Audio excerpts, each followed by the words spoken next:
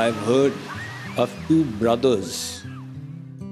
One was extremely successful in life. He had a happy family. He had a nice job. His employers were satisfied. He was respected in society for being socially responsible. He had a good diet. He took care of his health and he kept disease away. In other words, he seemed to have it all right in his life. And his elder brother, his life was in shambles. He used to repeatedly get drunk, and he was also known for taking barbiturates, and he was often sick.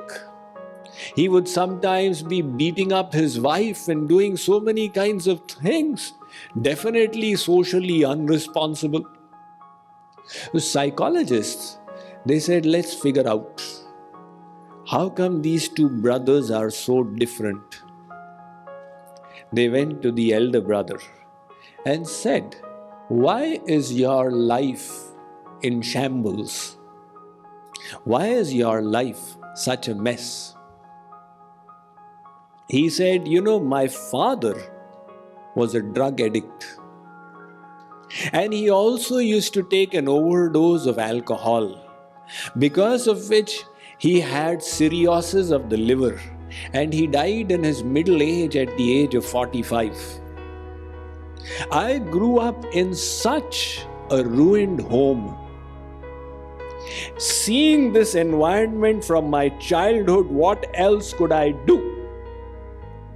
It was inevitable that I would follow the same path of ruin, and that is why I am what I am. So they said, all right, let's go to his younger brother. They asked the younger brother, how come you managed to get it all right in your life? All yeses, all successes. He said, what else could I do? I saw the misery that my father got. I saw how his wrong habits brought ruin to him and despair to the family. Having grown up in such an environment, what else could I do? How could I touch that evil fluid? I had to get it all right. Now think about it. In the same situation, one person is getting uninspired and the other is getting inspired. What then is the secret of inspiration? There are two kinds of motivation. One is external motivation, and the other is internal motivation. What is external motivation? You need something from the outside to motivate you. Your boss praised you. Look, he has given me a commendation. Now I am motivated. This is external motivation. And what is internal motivation? The source of your inspiration is internal. You bring the right thoughts, the right emotions, the right knowledge, and motivate yourself. Do you see the distinction? To be externally motivated, to be internally motivated. Externally motivated means the key of your energy level is in the hands of others. Because if your boss is the source of your motivation, then the boss will also become the source of your demotivation. Next time he scolds you and censures you, you will say, my boss scolded me. I have no interest left. So to be externally motivated is immature. When we were little children, we were externally motivated. But as you grow up, you are expected to mature emotionally. To mature emotionally means that you develop your own inner fuel of inspiration. In other words, you shift focus to become internally motivated. If you are internally motivated, nothing will dampen your spirits.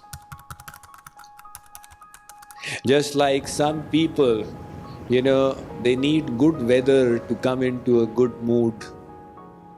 And some people believe that they carry their weather themselves. It's irrespective. It doesn't matter. That is the internal motivation. We need to find out how to tap into that kind of inspirational energy. So how do you tap into it?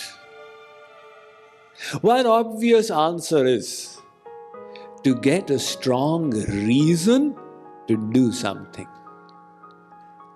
If you have a strong reason, you will become inspired. One salesman, he went to Nevada in the countryside to sell something, and he rested at night in a wayside inn. Next morning when he got up, he found that the roads were all snow-laden.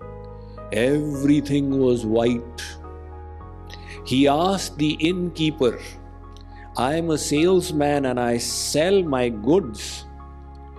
Do you think the environment is good enough to go out and sell things?" The innkeeper said, "Sir, that depends on whether as a salesman you are working on salary or on commission. If you are working on salary, you are going to get it in any case, whether you go or you don't go. Then the weather is very difficult. You should not go. But if you are working on commission, you have a strong reason, a strong why to go and get your commission. You will find the weather is all right, you can go." So this big why, big reason, then becomes the source of inspiration. One long-distance runner from Kenya called Bernard Kiplagat, he was asked by reporters that how is it that Kenya produces so many amazing long-distance runners? So Kiplagat's answer was that, in Kenya, on the road, after every little while we have got boards. Beware of lions. That makes us run very fast. We have a big reason to run. If you can provide yourself with a big reason to do something, you will become inspired. So simple. Let me give you a third example. One king discovered his close servant in the palace was stealing. That hurt the king tremendously. I took care of him. I raised him and made him competent, gave him such an important place in my retinue of servants, and he was stealing. How shameless! The king was so annoyed. He wanted to sentence his servant to death. However, he decided to make a game out of it. Thought he'll get some fun while punishing his servant. So he said that I'm going to sentence you to death, but you have one chance of reprieve. We will have a duel. In the olden days, they used to have the duel. They'd put on the armor and fight with swords. If you can defeat me, I will forgive you and give you the freedom to live. And if not, you'll die at my hands. The king thought it would be a cakewalk because he had fought with swords all his life and engaged in many duels. He had been trained in the military sciences. The servant had no such exposure. All right, they dressed up, they lifted their swords, and the duel began. The king's minister was looking. On this very day, the servant was fighting with surprising zeal. Somehow he was finding out the ways to block the king's sword and jabbing with such astonishing speed and ingenuity that the king was getting surprised. The duel continued, and slowly, the king started losing and the servant started gaining the upper hand. Until the king realized that he was going to lose.